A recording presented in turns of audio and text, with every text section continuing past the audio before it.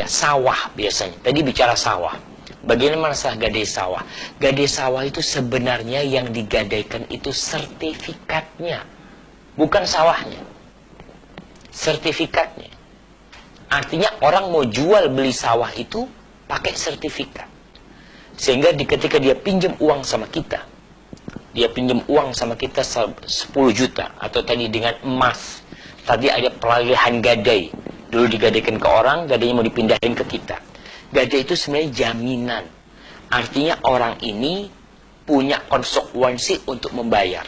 Barangnya kita tahan.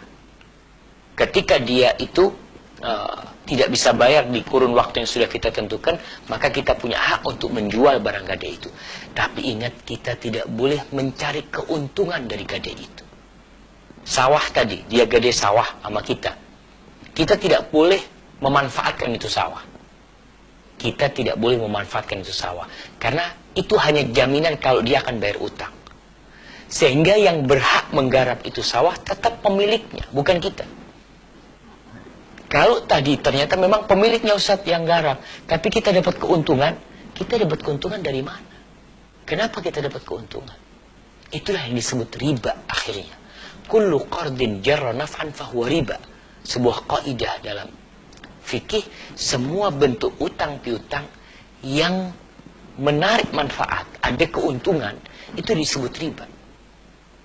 Kayak tadi sawahnya digadaikan kepada kita. Gadai ke kita, sawahnya berapa? 10 juta anggap. Lalu dia digarap tuh sawah sama dia. Kita dapat keuntungan 30%. Berarti kita udah dapat makan riba kita tuh. Kita udah makan riba. Maka ingat, tujuan gadai itu jaminan. Banyak orang yang gadai sawah tidak bisa bayar utangnya. Kenapa? Itu satu-satu sawah yang dia miliki. Ternyata sawah itu ketika digadaikan digarap oleh pemilik uang. Sehingga peminjam ini gimana dia mau balikin sawahnya digarap sama dia. Maka tujuan gadai itu, ingat sekali lagi, tujuannya itu jaminan. Rasulullah SAW meninggal dunia dalam kondisi baju besinya digadaikan. Iya. Orang yang terima gadai itu nggak boleh dia pakai baju besi itu. Dia nggak boleh disewakannya. Kadang-kala orang gadai motor, 10 motor yang disewakan, dibikin ojek sama dia macam-macam. Dia dapat keuntungan dari sana. Semua keuntungan itu riba buat dia. Dan ingat, orang yang makan riba, dirhamun riba ya'kuluhu rajul wa huwa ya'lamu. Satu dirham riba yang dimakan oleh seseorang dalam kondisi dia tahu itu riba, asyaddu min 36 zanyah. Itu lebih parah daripada dia berzina 36 kali. Di sini kita meremehkan dosa riba. Kita makan itu riba. Kita jadi lintah darat, sadar atau tidak sadar.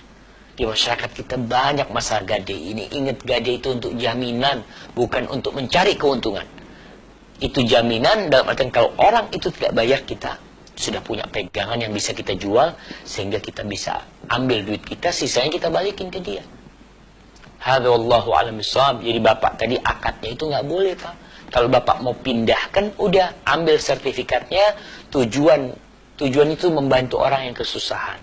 Ambil sertifikatnya, dia mau garap sawahnya, tafadhol kau garap, cuma aku minta waktu umpamanya kau bayar 1 tahun. Kau kalau nggak bayar, nanti aku jual sertifikatnya ini. Karena itu dijual, nanti sisanya diberikan. Kita tidak mengambil keuntungan 1 rupiah pun dari gadai itu. Hadza wallahu a'lam bishawab. Cuma gadai yang boleh, bukan ngambil keuntungan ya, ngambil duit kita. Kalau yang digadaikan itu sapi perah umpamanya, kambing perah, kita kasih makan. Di sini kita punya hak memerah susunya karena kita udah merawat dan udah ngasih makan, kita keluar biaya. Maka untuk mengembalikan biaya itu kita perah susunya. Hadza wallahu a'lam bishawab. Itu yang bisa Anda sampaikan. Mungkin ini sebagai pertanyaan terakhir ya.